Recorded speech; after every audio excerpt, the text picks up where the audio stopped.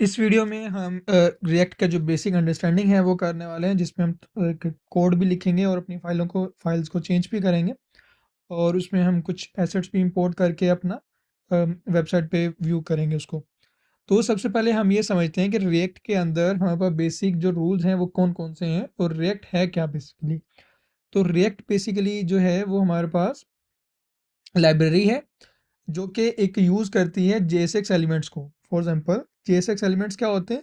हमारे पास जावास्क्रिप्ट की एक एक्सटेंशन बनाई गई है जिसमें हम HTML और जावास्क्रिप्ट को कंबाइन कर सकते हैं। यानी कि वो है तो हमारे पास HTML की तरह ही, लेकिन उसके अंदर हम एक्सटेंशन लगा देते हैं JSX, जो कि क्या है, XML कोड है जो कि सिमिलर टू व्यू है हमारा HTML के।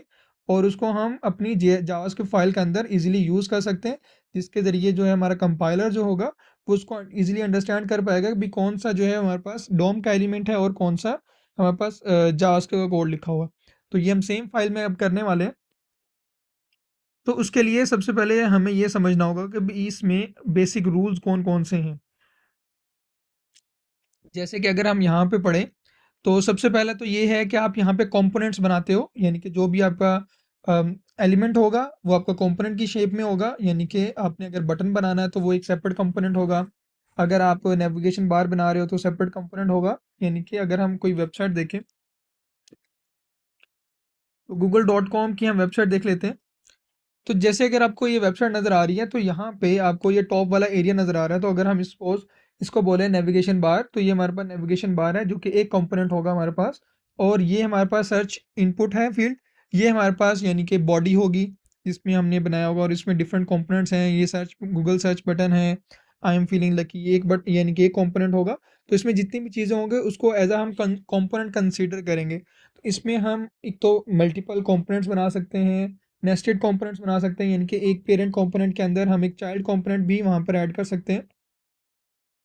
तो इस तरह यानी कि हम अपनी पूरी वेबसाइट डिज़ाइन करने वाले हैं कि हम एक ही फाइल में कोड लिखने के बजाय हम मल्टीपल फाइल में कोड को डिस्ट्रीब्यूट करेंगे और उन सबको हम कंपोनेंट के तौर पे ट्रीट करेंगे। तो ये हमारे पास जो बेसिक है कंपोनेंट का कॉन्सेप्ट है इसमें रिएक्ट के अंदर। और इसके अलावा जो है हमारे पास जो JSX का कोड है वो हम कैसे लिख सकते हैं। तो JSX का जो कोड है उसको, यानी कि ये मार्कअप सिंटैक्स है जिसको हम JSX बोलते हैं। और इस सिंटैक्स के अंदर मेजरली 3 रूल अप्लाई होते हैं कि आपने सिंगल कंपोनेंट के अंदर ही अपना सब कुछ, यानी कि सिंगल टैग के अंदर ही अपनी बाकी टैग को क्रिएट करना। ये नहीं आपने मल्टीपल टैग क्रिएट करने, यानी कि आपका जो भी आप यूआई बना रहे हो या कोई भी कंपोनेंट बना रहे हो उसका एक सिंगल पेरेंट टैग होना चाहिए। चाहे आप उसको एम्प्टी टैग के साथ रिप्रेजेंट करो, चाहे वहाँ पे आप सेक्शन टैग या ये डिव टैग यूज़ करो तो वो यूज़ कर सकते हो।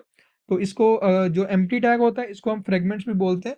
यानी कि ये फ्रेगमेंट्स बोला जाता है। जो एम्प्टी टैग होता है ये यानी कि कंपाइल नहीं होंगे, यानी कि वहाँ पे इसका कोई इंप्लीमेंट नहीं, आप इसमें क्लासेस वगैरह नहीं इंप्लीमेंट कर सकते। तो ये आपका एम्प्टी टैग की तरह कंसीडर होता है। तो अगर आप सेक्शन टैग या डिव टैग नहीं यूज़ करना चाहते तो आप ये फ्रेगमेंट्स यूज़ कर सकते हो। और इसके साथ साथ जो है आपके पास स्टाइलिंग के लिए हम नॉर्मल HTML के अंदर क्लास यूज़ करते हैं। तो यहाँ पे आप क्लास नेम यूज़ करेंगे। और इसके साथ अ, तो अगर हम यहाँ पे CSS यूज़ कर रहे हैं तो आप सेपरेट फाइल में भी उसको ऐड कर सकते हो, लेकिन उसको रिप्रेजेंट करने के लिए हमें क्लास नेम लिखना होगा। डिस्प्लेइंग डाटा करने के लिए हम कर्ली ब्रैकेट्स यूज़ करते हैं जावास्क्रिप्ट का। और अगर हम कोई सोर्स डिफाइन कर रहे हैं तो उसके लिए भी आपको कर्ली ब्रैकेट ही यूज़ करनी होगी। तो ये बेसिकली हमारे पास जो रूल्स हैं थोड़े से, हम इसको डीप डाउन कर लेंगे कि हम कैसे यूज़ करने वाले हैं। तो अगर हम यहाँ पर अपने कोड पर हैं तो जो लास्ट टाइम हमने पेज वाला कोड यहाँ पे देखा था, यानी कि पेज हमने चेंज किया था। तो ये जो हमारे पास लिखा हुआ फंक्शन ये बेसिकली हमारे पास एक्सपोर्ट फंक्शन है जिसको हम कंपोनेंट बोलते हैं। तो ये हमारा JSX का कंपोनेंट है, यानी कि रिएक्ट का कंपोनेंट है जो कि हम एज अ फंक्शन लिखते हैं जावास्क्रिप्ट के अंदर। और इस फंक्शन के अंदर हमारा रिटर्न कीवर्ड है। रिटर्न कीवर्ड के अंदर हमने अपना JSX को एक्सपोर्ट करना, यानी कि रिटर्न करना। तो जब ये रिटर्न होगा उसके बाद ये ऑटोमेटिकली जो है हमारा एप्लीकेशन जो है उसको बिल्ड होना स्टार्ट हो जाएगी। तो इसके अंदर हमें सिंगल यानी कि टैग ही क्रिएट करना है। अगर यहाँ पे मैं मल्टीपल टैग क्रिएट करता हूँ, फॉर एग्जांपल यहाँ पे मैंने एक H1 टैग क्रिएट किया, हेलो, और एक H2 टैग क्रिएट किया,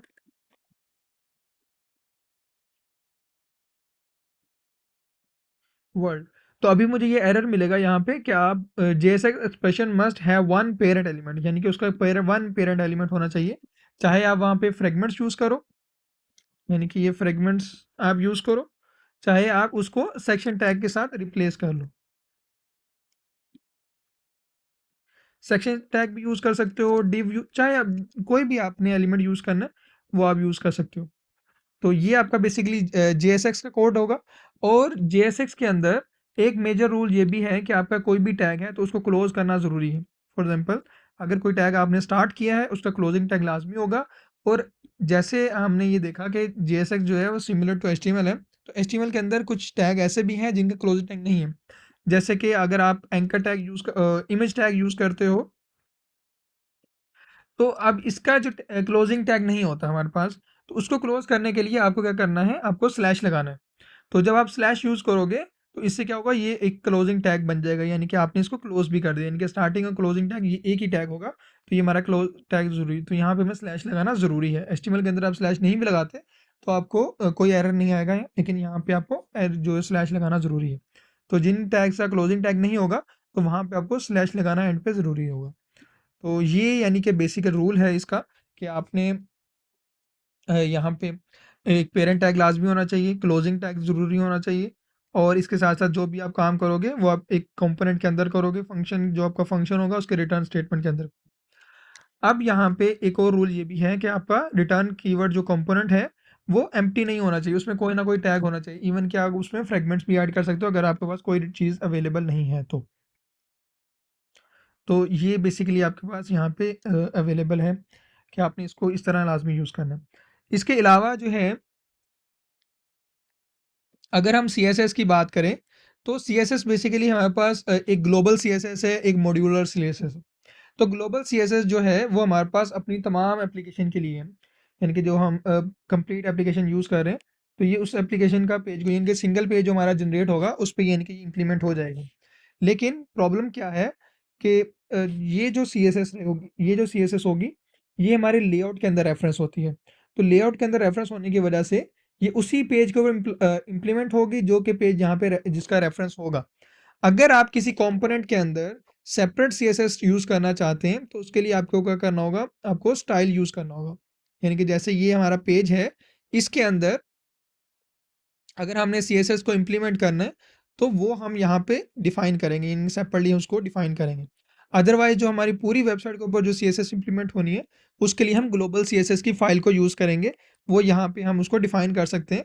जैसे कि अगर हमने बैकग्राउंड प्रॉपर्टी, पेज की जो बैकग्राउंड कलर है उसको चेंज करना है, हमने बॉडी का टैग चेंज करना है, फ़ॉन्ट अप्लाई करना है, फ़ॉन्ट साइज़ अप्लाई करने हैं, इनका टैग को डेकोरेशन, हमें टेक्स्ट डेकोरेशन ख़त्म करनी है, मीडिया क्यूरीज अप्लाई करनी है, तो वो हम सारी चीज़ें यहाँ पे कर सकते हैं। लेकिन हम सेपरेट मॉड्यूल लेवल पे भी उसको सेव कर सकते हैं। तो ये बेसिकली है हमारे पास। तो अब हम नेक्स्ट वीडियो में मिलते हैं, तब तक ये जो मैं ये इसको परमिशन अप्लाई कर देता हूँ, उसके बाद जो है ना हम इसको नेक्स्ट वीडियो में कंटिन्यू करने वाले हैं।